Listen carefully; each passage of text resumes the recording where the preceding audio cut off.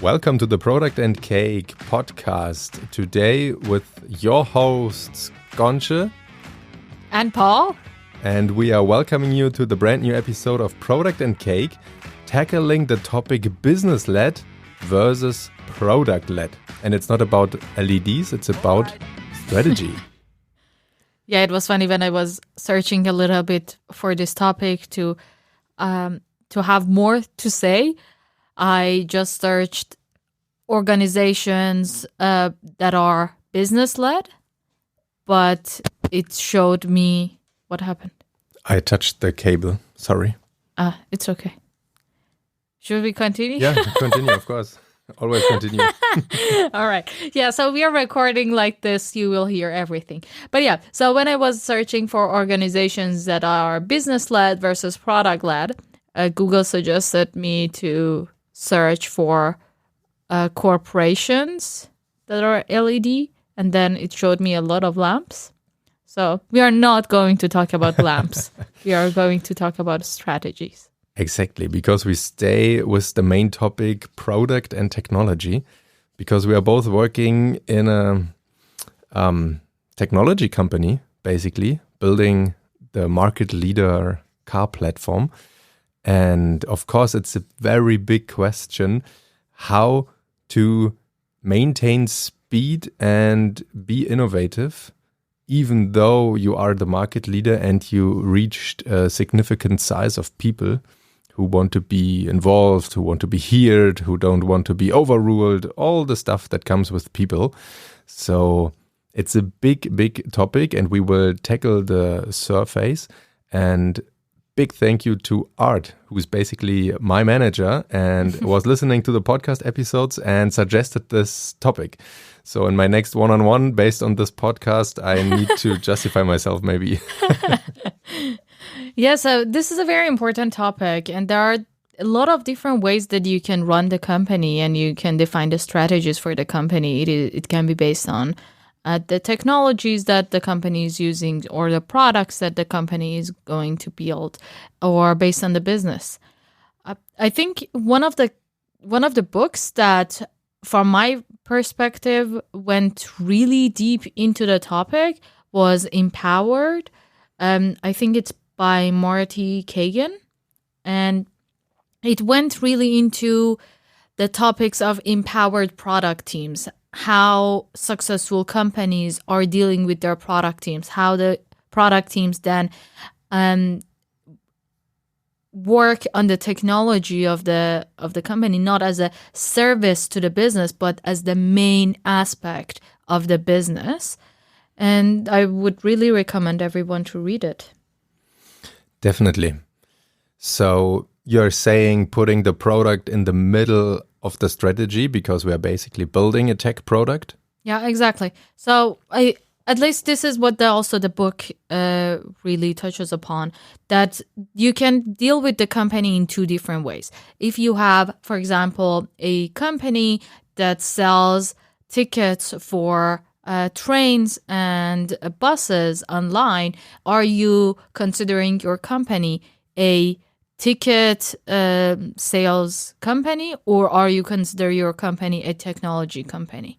So this even slightest things that you use for the terminology to define your company has an impact on the way that you're running the business. So in one of the ways, you are focusing more on the technologies that you're using. So it will be more innovative. It will be disrupting the market by using those technologies. But on the other side, if you are considering yourself a ticket sales company and just using technology as a service, then you are just going to do the same thing that was happening offline, but online. Yeah, and that maybe brings you into a situation where you don't get all the benefits from an online business. Because I think, especially in Germany, one of the biggest problems is that Germans tend to build an exact offline version online. And that, of course, don't uses all the possibilities you have in the technology world. Yeah, I think in those scenarios, the tech teams instead of being empowered and being the front and center of the business, they will turn into feature teams. They will turn into the teams that that everything is set on stone for them, and they're just going to implement and build it. It's not going to be innovative. So we are talking very much about organizational setup. Yeah. I found a definition of business-led versus product-led. I would really like to get your thoughts about it, because it's saying business-led teams are, by definition, where product decisions are driven by KPIs to grow revenue and profits. And product-led teams, in that kind of teams, the product decisions are driven by customer inputs to create a superior user experience. So basically the initial spark that pushes teams forward are from different sources. Very good point. Yeah, I agree. And to be honest, at least again, from my personal perspective, I think if you are having a company or a business that is product-led, or it's mainly run by the way that we are treating the customers of that specific product or the service, at the end of the day, you will meet the KPIs. At the end of the day, you will be successful. Again, from my very personal opinion. And on the other side, when a company is mainly focused on KPIs, a lot of times those KPIs needs to be aligned based on the consumer needs. You need to meet those needs, at least in the long run. So it might be profitable for a short period of time, but then at a certain point you realize that, or the consumers will realize that this is not necessarily to their benefit after a certain threshold. Yeah, exactly. The business-led approach puts what you said in the beginning, the tech team more into a workforce. So what is going on is there's some kind of research that you need to have the following product developed. Then maybe the product manager is pitching it. Then they are creating specifications. And next one, it goes into the development to afterwards check if the KPIs that were initially set are reached. So you degrade a complete part of the organization. You are paying very well, because it's hard to find engineers still.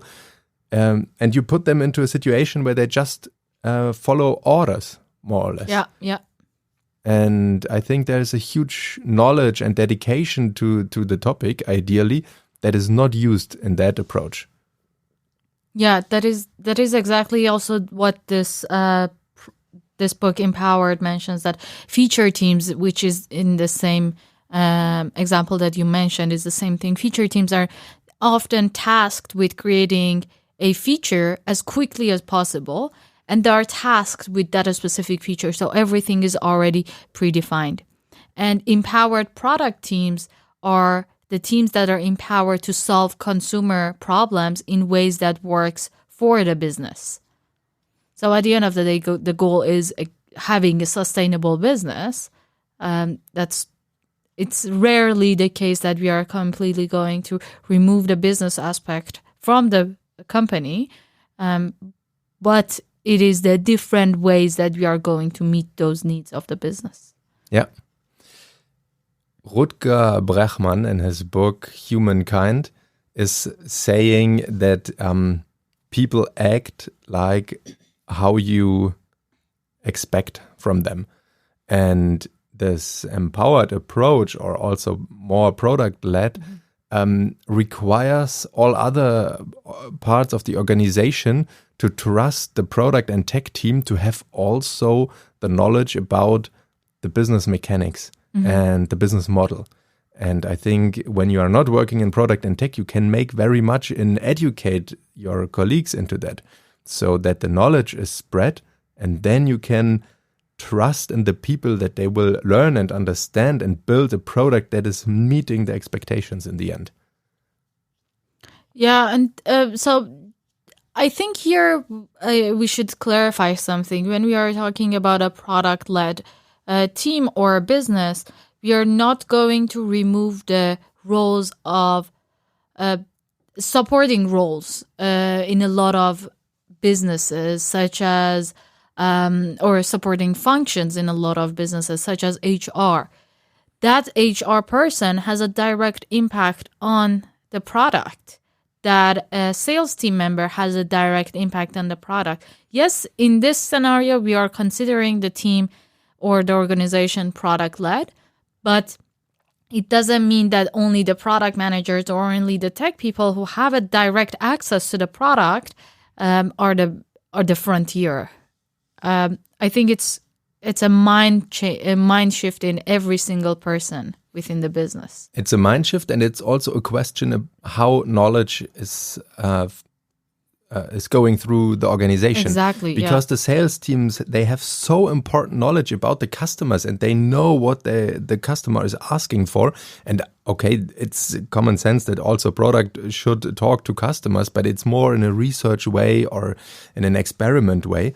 But the day-to-day business, it's so valuable to get that information and to educate the people also there, to find out what is important for the product and how can the exchange between product and sales, but also HR and all the other functions can work. Yeah, I completely agree.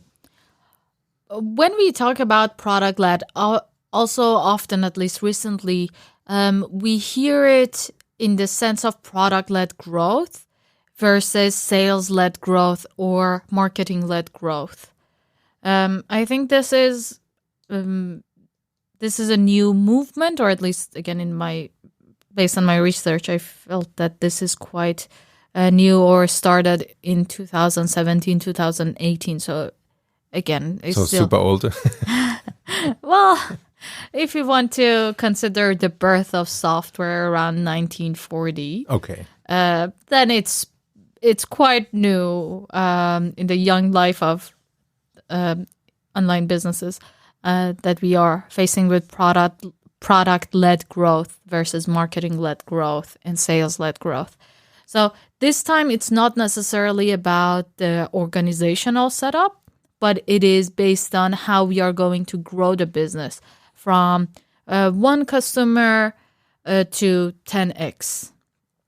So it is comparing different setup of not necessarily the teams, but different setups of how we are going to improve our product. Are we going to improve our product based on the user's needs?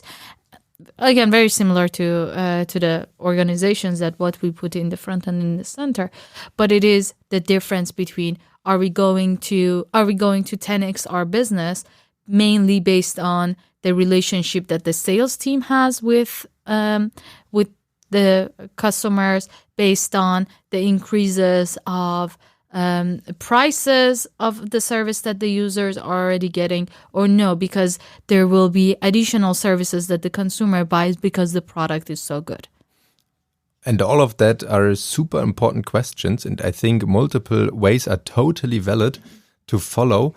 But it is important to set intentional the approach and to explain the approach to the team and set up the teams accordingly.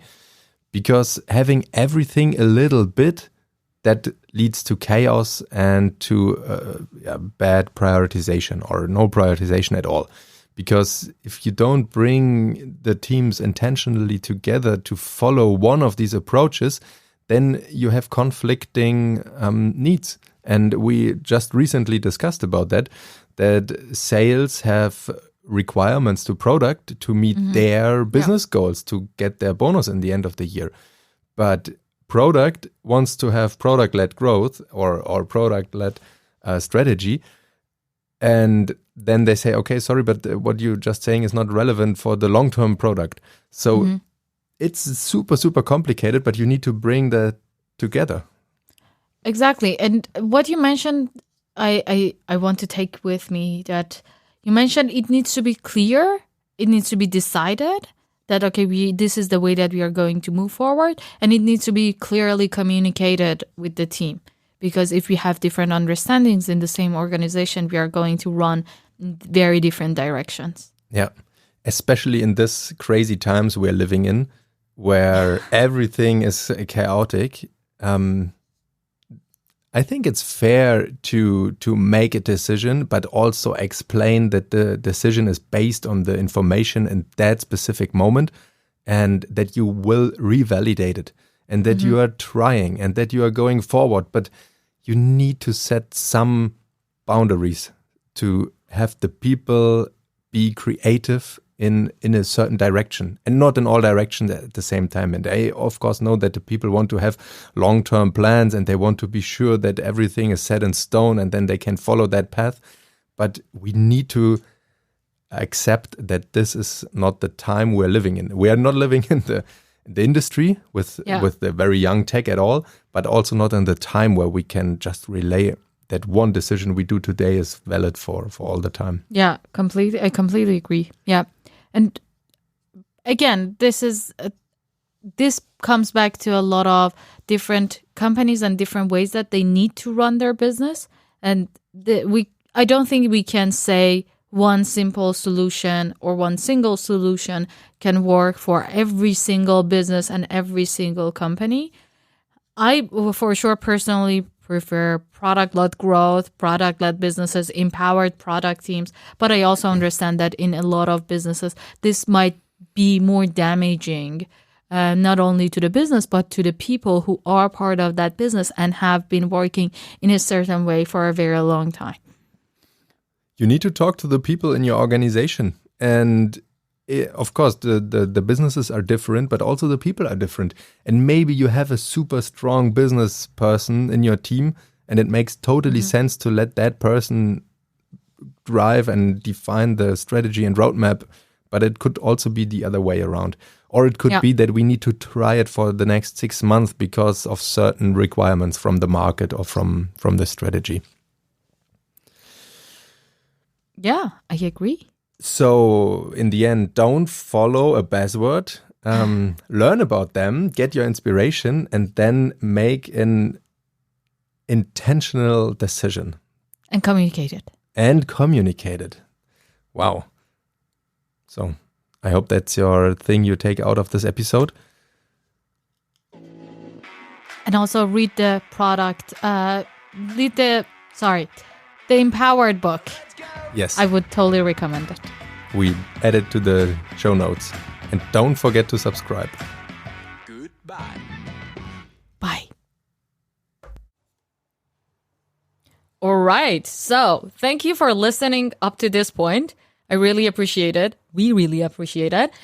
And if you have any feedback for us, we would love to hear it, right? Yes, totally. Feedback and questions and also opposite opinions are always welcome. And also, if you have any recommendation for us, what topic to talk about, if you have any person in mind that you think we should interview for any specific topic you have in mind, we would love to hear that. So you can send it to us via email. Yeah, sure. Or via social media networks. You will find us, I guess. Yes, there will be some info of how to contact us in the description. Yeah, Look for it. Or send it via snail mail to mobile.de office and write CO Product and Cake Podcast. So a lot of people will know about the podcast then. That's a good point. Let's do it. Thank you. And bye again.